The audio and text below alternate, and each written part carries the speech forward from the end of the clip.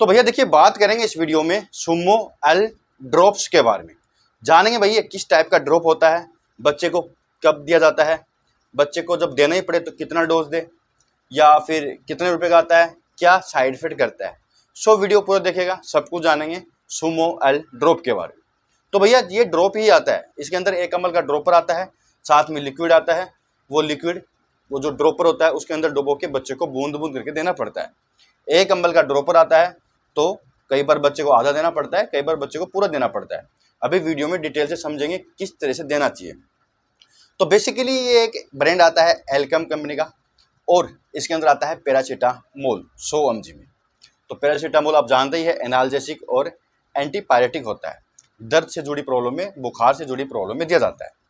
देखिए, छोटे बच्चे होते हैं, पीडियाट्रिक बच्चे, छोटे, बहुत ज़्यादा छोटे बच्चे, 1 महीने के, 3 महीने के, या 7 महीने का, 1 साल का, 1.5 साल का, इस तरह के जो छोटे बच्चे होते हैं, इन्फेंट बेबी होते हैं, तो वहाँ पर छोटे बच्चों के डॉक्टर होते हैं, वो प्रिस्क्राइब करते हैं पैरासीटामोल। ऐसे काउंटर सेल के अंदर भी आता है, आप डाइट ले सकते हैं, लेकिन देना नहीं चाहिए।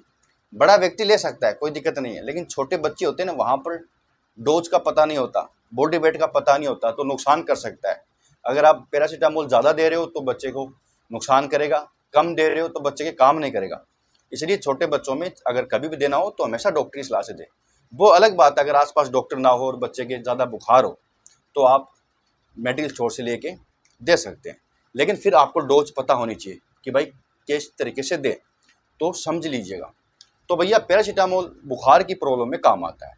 अगर बच्चे के बुखार आ रहा है, किसी भी कारणवश अगर बच्चे के बुखार है, चाहे जुकाम के कारण हो, चाहे कोई फ्लू हो गया हो, चाहे वायरल हो गया हो, तो हर टाइप की बुखार में पैरासीटामोल सेफ माना जाता है। तो सिंगल पैरासीटामोल हमेशा सेफ होता है, नुकसान कम करता है, फायदा ज़्यादा करता है। तो अगर बच्चे के बुखार आ रहा है, चाहे किसी भी कारणवश आ रहा हो, तो बच्चे के बुखार को, फीवर को कम करने का काम पैरासीटामोल करता है। इनके अलावा दोस्तों, अगर बच्चे के कोई कहीं पर एक है, दर्द है, पेट दर्द नहीं, जैसे कोई मस्कुलर पेन हो, बच्चे को चोट लग जाए, बच्चे की कोई रेडनेस आ जाए, तो वहाँ पर भी डॉक्टर इसको दे सकते हैं, दर्द को कम करने के लिए, सूजन को कम करने के लिए। लेकिन ज़्यादातर देखा गया है कि बच्चे को बुखार जब होता है और हो भी जाता है, कोई खास बात नहीं है, बच्चे की इम्यूनिटी नहीं बन रही होती, कम होती है, तो जल्दी से बच्चे को बैक्टीरियल इन्फेक्शन या वायरल फ्लू हो जाते हैं, तो बुखार आ जाता है, खास बात नहीं। लेकिन हमेशा डॉक्टर की सलाह से देना है, कभी भी चाहे देना पड़ो डॉक्टर की सलाह से देना है। अगर नहीं दे पाओ तो आपको एक फॉर्मूला बताता हूँ, देखिए किस तरह से दें। तो बच्चे का बॉडी वेट सबसे ज़रूरी होता है। पहले आपको बॉडी वेट पता करना पड़ेगा, बच्चा 4 किलो का है, 8 किलो का है, 12 किलो का है, इस तरीके से पता करना पड़ेगा। और फिर जो पैरासीटामोल इसके अंदर 100 mg में ना, तो पैरासीटामोल की जो डोज होती है ना, ये 10 से लेके 15 mg पर किलोग्राम होती है। देखिए, अगर बच्चा 10 किलो का है और पैरासीटामोल की आपने जो डोज है ये 10 mg पर किलोग्राम लिया है, तो आपको 100 mg पैरासीटामोल देना पड़ेगा उस बच्चे को, अगर बच्चा 10 किलो का है। और अगर बच्चा 5 किलो का है तो 50 mg पैरासीटामोल आपको एक बार में देना पड़ेगा। तो इस तरह से आप डोज कैलकुलेटर निकाल सकते हैं, यानी 10 से लेके 15 mg पैरासीटामोल पर बॉडी वेट के हिसाब से आप उसको मल्टीप्लाई करोगे, जितना भी मिलीग्राम पैरासीटामोल आता है उतना आपको बच्चे को डोज देना पड़ेगा। और ये जो प्रोसेस है ना, आप दिन में 3 से 4 बार दे सकते हैं, मैक्सिमम 4 बार आप बच्चे को ये डोज दे सकते हैं।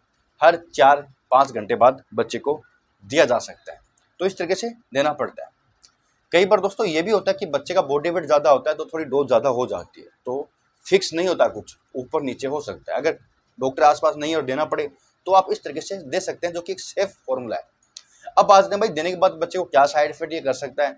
तो कई बार क्या है कि बच्चे को जब देते हैं तो बच्चे को हो सकता है कि पेट में दर्द होने लगे, बच्चे के ब्लोटिंग बन जाए, गैस बन जाए, बच्चा रोने लगे, पेट टाइट होने लगे, अंगड़ाई से लेने लगे, या बच्चे को वॉमिटिंग आ जाए, इस तरीके से हो सकता है। अगर देने के बाद वॉमिटिंग आ रही है तो आप वापस बच्चे को दे सकते हैं, क्योंकि दवाइयाँ बाहर आ जाती है। और अगर आज 10-15 मिनट तक वॉमिटिंग ना हो, 20-30 मिनट तक वॉमिटिंग ना हो, तो वापस मत दीजिएगा। इससे पहले अगर वॉमिटिंग कर देता है तो वापस दे सकते हैं। तो 4-5 घंटे के अंदर आप डोज रिपीट कर सकते हैं, अगर बुखार वापस आ रहा है तो, अदरवाइज नहीं देना है। तो भैया संपूर्ण रिव्यू था सुमो एल ड्रॉप के बारे में। यहाँ तक वीडियो देखने के लिए बहुत बहुत धन्यवाद।